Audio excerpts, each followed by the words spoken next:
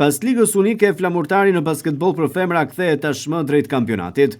Objektivi kryesor i vajzave vlonjate të drejtuara nga Agim Dalipi, padyshim që mbetet kampionati, si një pjesë e rëndësishme e kësaj gare shumë interesante dhe ku ardhja e trofeut në Vlorë është një ndër objektivat sezonal të skuadrës edhe këtë sezon. 77-50 ka përfunduar ndeshja mes Flamurtarit dhe Studentit, luajtur në Pallatin e Sportit Flamurtari, pamjet e të cilës po i ndiqnin në ekran.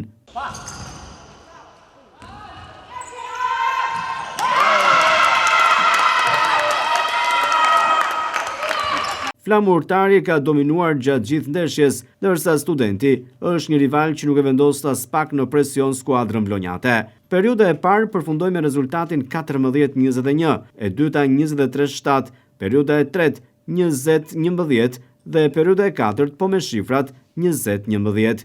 E gjithë ndeshja u vulos 77-50. Kjo ishte ndeshja e kampionatit me Studentin, një skuadër që jo pretendente në nivelit që mesatar. Fitoria ishte e thjesht, aktivizuam të gjitha, qëllimi jonë ishte të aktivizoheshin të gjitha dhe objektivi i parë kryesor kuptohet që është titulli kampion. Ne po përgatitemi për këtë. Javën tjetër kemi edhe finalet e Ligës Unike, të cilat fillojnë të martën.